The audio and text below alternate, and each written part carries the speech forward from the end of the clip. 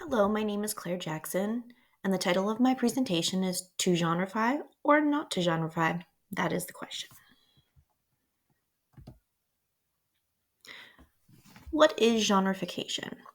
Well, it's a system based on an interest or topic versus an established classification system. This is also sometimes referred to as the bookstore model. This is known as reader interest classification or anything that departs from a traditional approach that keeps the reader in mind. On the rise, specifically in school libraries, as an alternative to the Dewey Decimal System.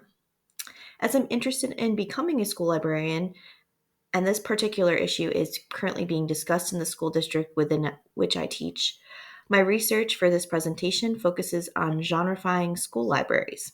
However, there have been other library sectors moving to this model as well.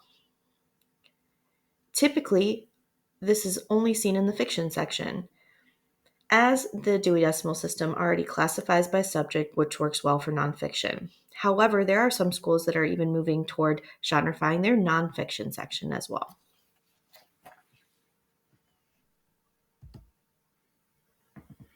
So what does it actually look like? So before, this is what the Dewey Decimal System would look like in a typical school library. This is actually pictures of my current school library. You can see that the nonfiction section uses Dewey to section off each topic or subject. You can see that on the left. And then on the right, you can see there's some signage that shows students how to find things in the nonfiction section. But in the fiction section, they are typically separate their fiction, and most school libraries do this. They separate their fiction by author last name. And you can see that that's in the top right picture there. After, this is what it would look like if we were to genreify our collection. So these are some pictures that I've picked up from the internet, but you can see at the top left-hand side, there's a fantasy and magic section, a dystopian section. Below that, you can see what the labels look like in a genreified library, some signage in the middle showing you how to use the library catalog in conjunction with the new genreified system. And then I saw on a blog that a high school teacher posted her circulation rates. And you can see at the top, this is before she started genreifying her fiction section, and the circulation totals there. And then you can see that it increased a year later overall, and then in specific categories as well.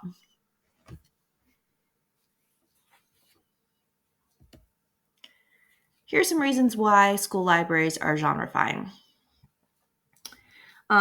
Some people claim that younger students have trouble navigating the Dewey Decimal System because it's unintuitive to them. They've not yet mastered decimals. It's a learning curve. Can frustrate some reluctant or struggling learners and possibly deter them from visiting the library. Students are able to locate books quickly, and it gives them the ability to independently browse. Several researchers have found that self-sufficiency has greatly reduced library patron anxiety and promoted enjoyment in visiting the library. It's created a more welcoming environment and encourages students to return. Exposes students to new authors within a genre of interest.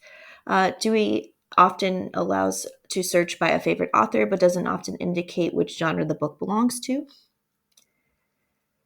Mimicking search digital media platforms. So this is a big one with our 21st century learner. They Google everything, and they find terms and information quickly using the internet. And so with the genreified library, that kind of mimics the way that they browse on for music, video streaming services, and social media apps. Librarians' knowledge of their collection is broadened. Some research has shown that it allows for an improved collection development, and they're able to see, school librarians are able to see gaps in their collection more easily when they are genreified.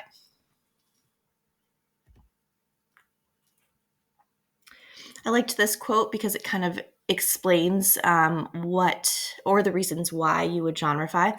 Two key priorities for school libraries keen to promote reading for pleasure emerge, building a contemporary book collection in school libraries that is interesting and to children's similar and diverse tastes, and creating opportunities for children to find new materials to pique their interest in reading.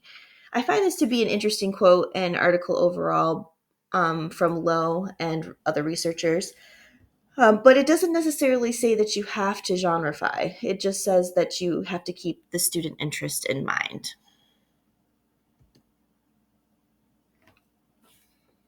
And with that idea of student interest, it's important that a school library know the information seeking behaviors of the student population. It's the driving force behind their patronage of their school libraries.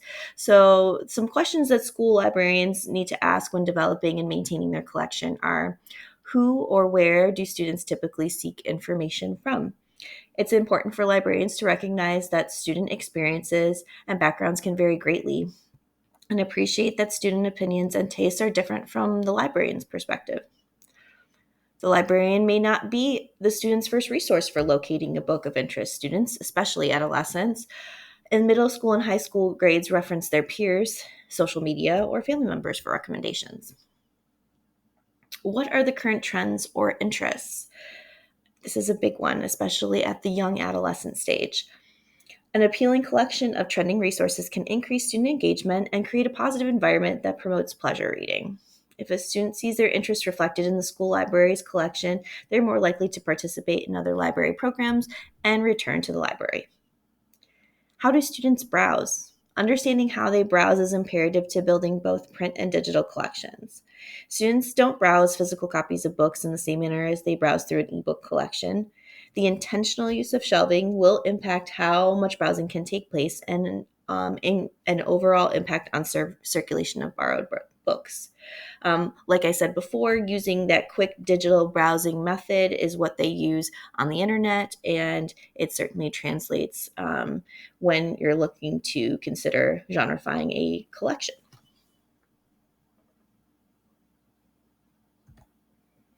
But do we have to change the entire classification system to achieve the same goals when it comes to increasing student interest in school libraries?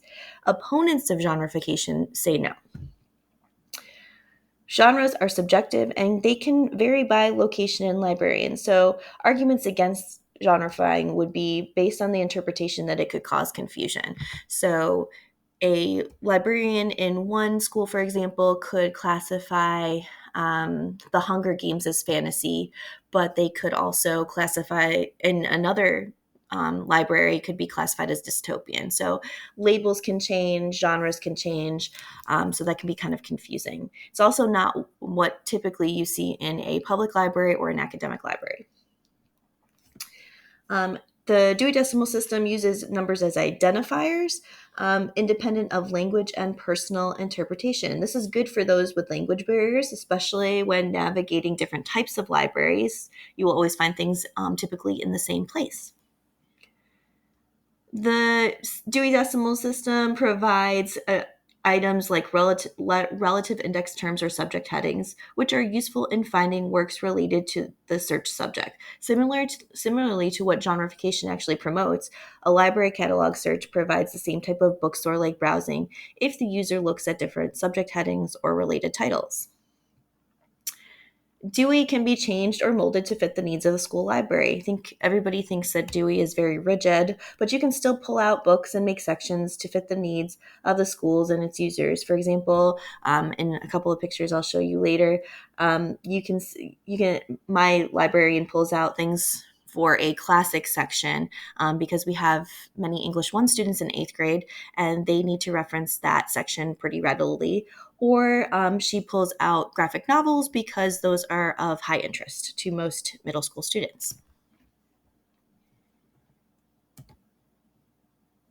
So, in summation, the pros of genreification are that it's simpler for students to locate by interest and explore new genres, allows libraries to become more familiar with their collection, it improves students' confidence, independence, and promotes a positive environment.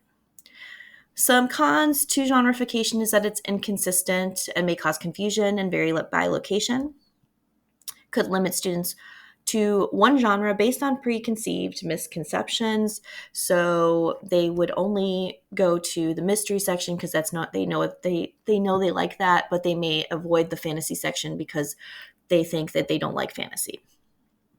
What if a title fits into multiple genres? So my example of the Hunger Games, it could fit into many genres.